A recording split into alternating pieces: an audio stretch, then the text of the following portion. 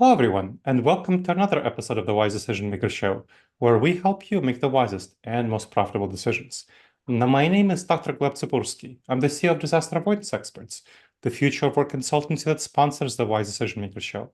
And I'm joined today by Ellen. Ellen, can you please share a little bit about yourself and what you do? Yes, of course. Thank you for having me. So my name is Ellen Maier. I'm actually Argentinian, but I live in Spain. I have been working Zignaly for the past 4 years. I started in the company as customer support to understand how the company worked, to understand it from A to Z. So after understanding everything, how it worked, what were all the needs of the company, I started building all the human resource department. So it has been like 3 years, a little bit more than that. So an amazing path on Zignaly, on DeFi, on blockchain. So yes, a little bit of that. Excellent. Tell me a little bit about the flexible work setup that you have at Zignaly. What is the actual policy? So Zignaly in that part is really interesting because for us, having flexible hours is a game changer.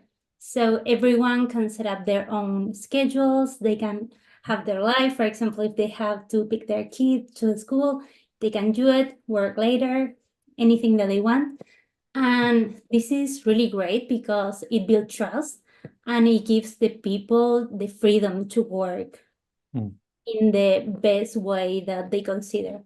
And this is so great for all the team because not only lift the spirits, but also keeps the productivity really high because the team can deliver better results without the usual like 9 to 5 that most people are used to.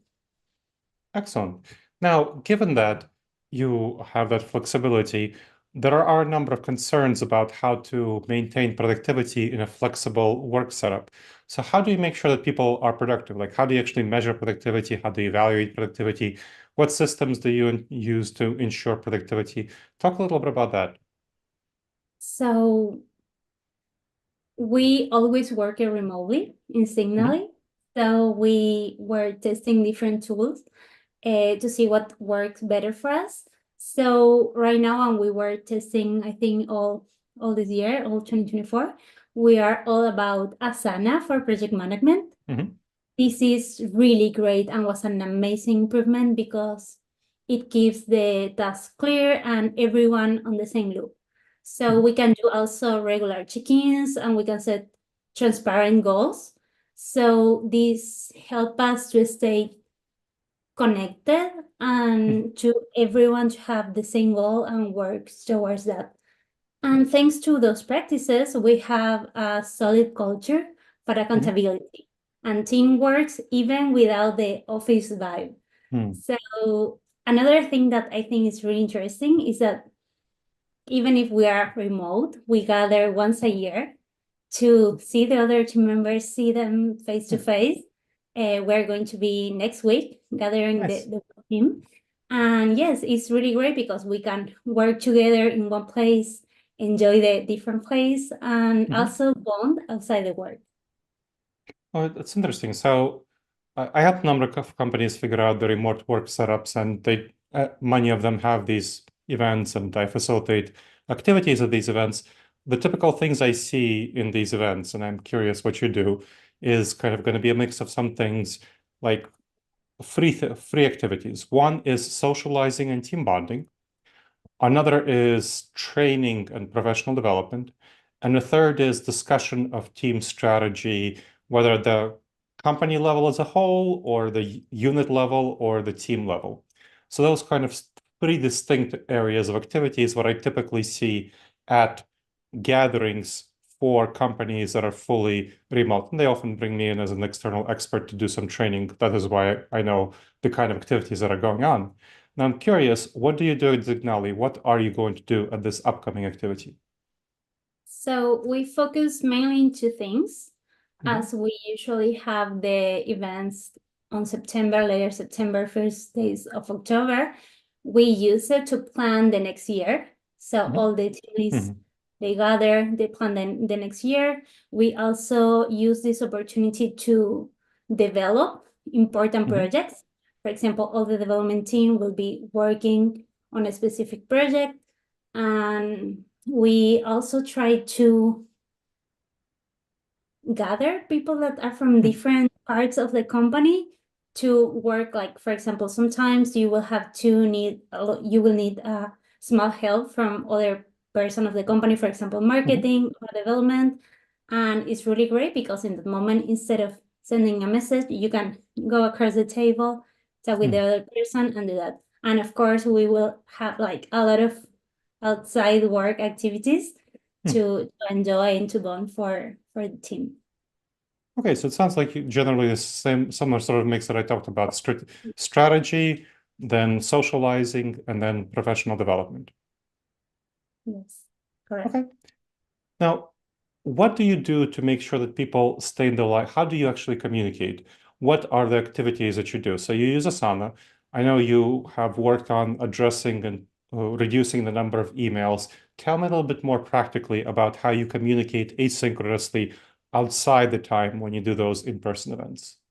Yes, this is really important because as you as an expert of remote work, you know that remote work has his side parts that, for example, people stay connected 24/7.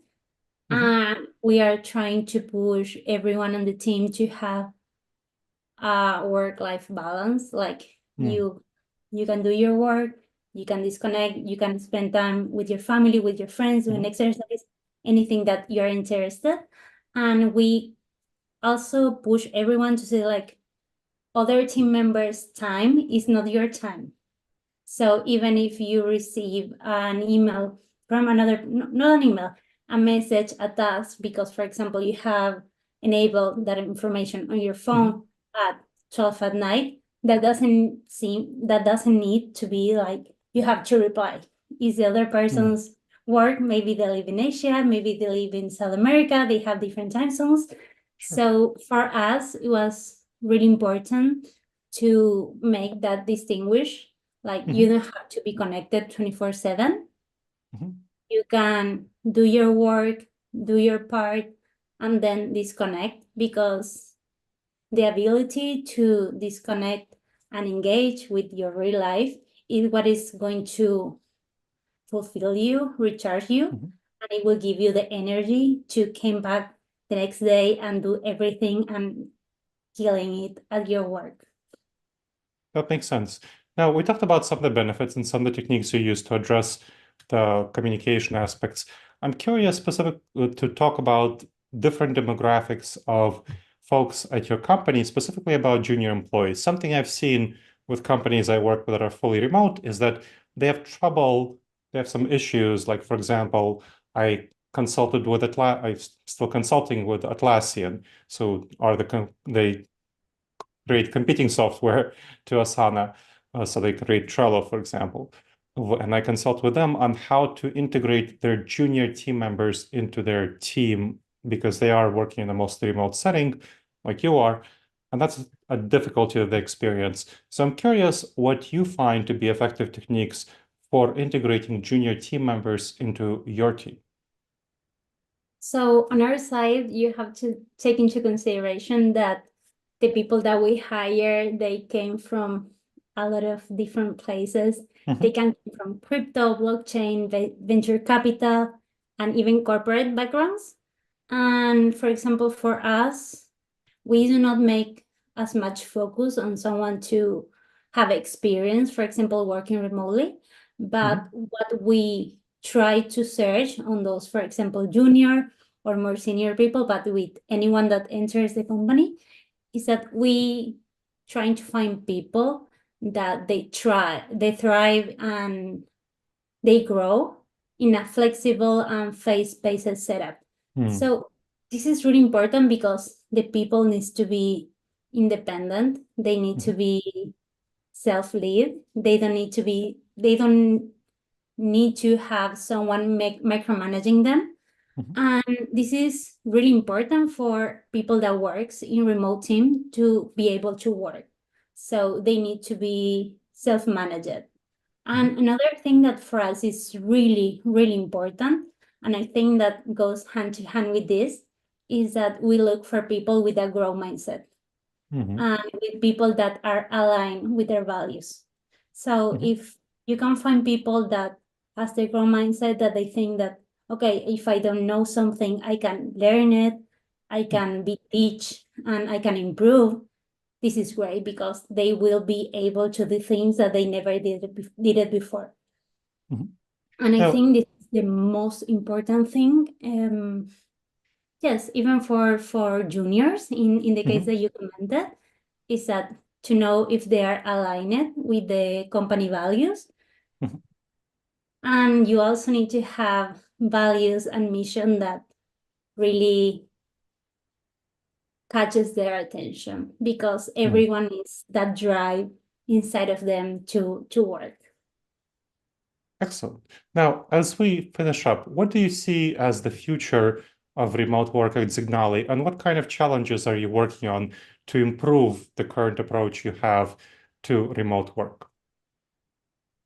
So for us, I think Zignaly did things really differently than other companies. We always work remotely since 2018, since it was founded. And I know that most companies started working remotely after COVID. So this is something that is most common for us. But on the future, I see two paths. I think I see one path of companies that will only want to work in an office, and they will be losing team members because people have to commute a lot in order to, if you live in a big city, you will lose a lot of time. And for the remote workers, I think the working space is going to be bigger. So everyone will have more opportunities, other companies, more job offers. So I think it will be on the companies to see, okay, what we're doing differently to attract and retain the people in our company. And Excellent. I think in that part is going to be like the most important thing, and it's going to differentiate the good companies from the regular or the bad ones. Okay, good. Well, this was very helpful. Thank you very much, Ellen. I really appreciate your expertise. Thank you. Thank you for having me. It was a really pleasure. And thank you to the audience for checking out another episode of the Wise Decision Maker Show. Please make sure to subscribe to the show wherever you checked it out and leave a review. It helps other people discover the show, and it helps us improve the show.